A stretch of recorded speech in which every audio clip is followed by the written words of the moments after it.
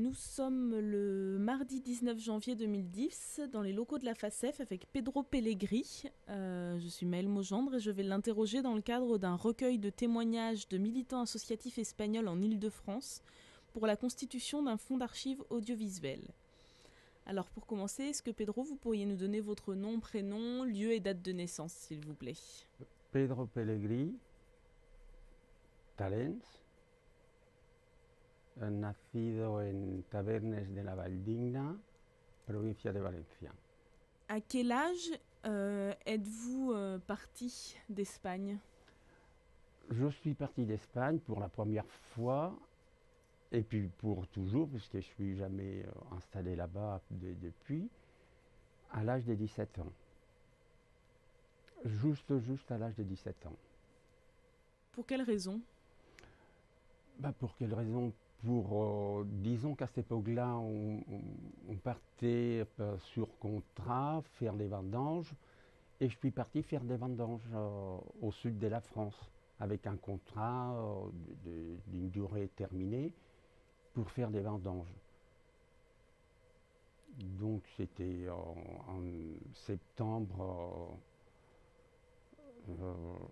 dans les années 63. Vous n'êtes pas parti dans le cadre d'un projet que vous aviez réfléchi pendant de longs mois auparavant, ça s'est fait un peu comme ça, selon l'opportunité de faire les vendanges en France? Non, on ne va pas faire les vendanges. Pour moi, c'était, disons que cette histoire de faire les vendanges en France, c'était pour bouger, voir du monde.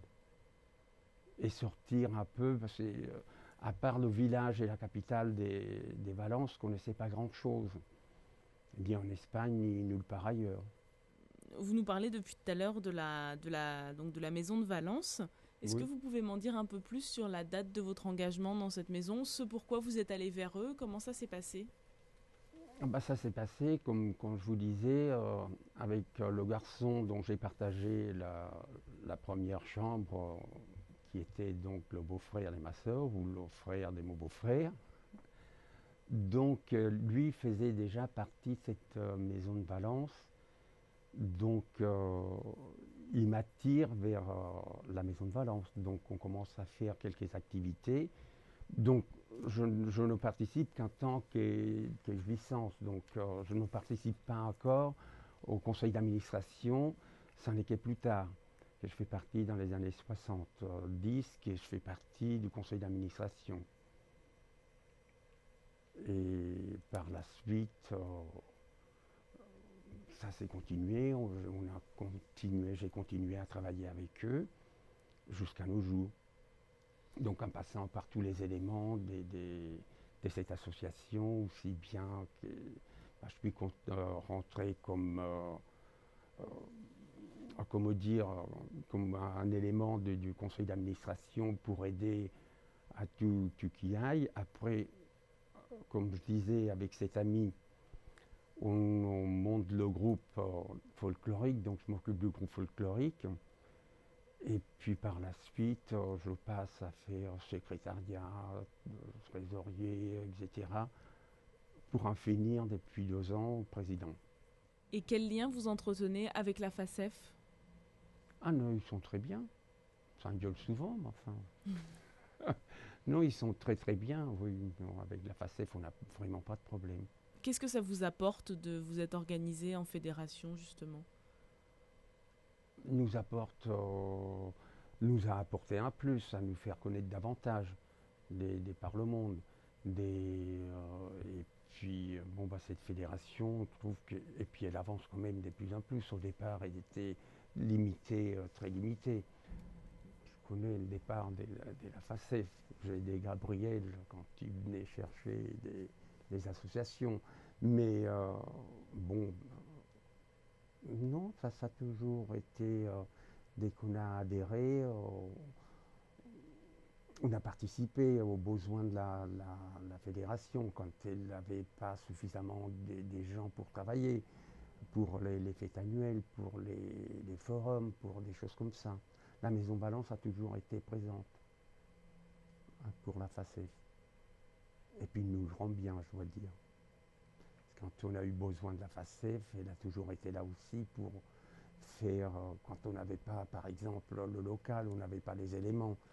On demandait, et puis les membres de la FACEF nous aidaient pour tout ce qui était documents, papiers, etc.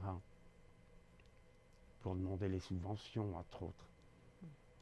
Donc la FACEF a toujours été là pour nous. Maintenant, nous en avons moins besoin parce qu'on a les éléments pour pouvoir le faire nous-mêmes. Mais sinon, c'est souvent Gabriel qui nous a rempli les papiers, ou la secrétaire de l'autre fille qui s'en occupait. Donc, ça a toujours été eux qui nous ont aidés quand nous n'avions pas les moyens. Ça, la Maison Valence serait malhonnête de dire que la FACEF n'a rien fait pour la Maison de Valence.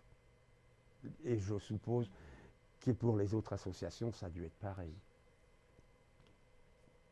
Pour revenir sur globalement votre engagement associatif, qu'est-ce qu'il a signifié pour vous de vous engager dans ces associations, dans cette association en particulier? Pour moi, ça m'a apporté une connaissance des gens que je n'avais pas avant, personnellement. Et puis, deuxièmement, j'ai toujours eu envie d'aider les autres. Donc, voilà, déjà tout petit. Je ne faisais pas partie des vies associatives, mais je pouvais très bien aller faire les courses pour les personnes handicapées ou pour des vieilles personnes. Déjà tout gamin, personne ne demandait rien, mais je le faisais déjà par moi-même. Donc aider les autres, c'est surtout, ça a toujours été mon but, quoi. Et dans quelle mesure vous avez l'impression que l'association peut aider les gens, justement? Ben, je pense que s'il y a des gens qui sont en détresse, peuvent venir à l'association et les aider du mieux qu'on peut. Je ne dis pas qu'il y aura toujours un résultat positif, mais négatif, ça ne peut pas être non plus. Donc on essaie de les aider, comme je disais auparavant, du mieux qu'on peut, ou les acheminer à des personnes capables de les aider.